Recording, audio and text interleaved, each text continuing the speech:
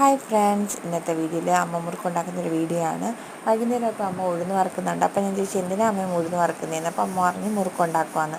അപ്പോഴാണ് ഞാൻ സത്യം മനസ്സിലാക്കിയത്, ഉഴുന്ന് പൊടി കൊണ്ടാണ് മുറുക്കുണ്ടാക്കുന്നത്. എന്നെപ്പോലെ അറിയാത്തൊരാരെങ്കിലും ഉണ്ടെങ്കിൽ ഒന്ന് കമൻറ്റ് ചെയ്യണേ കേട്ടോ.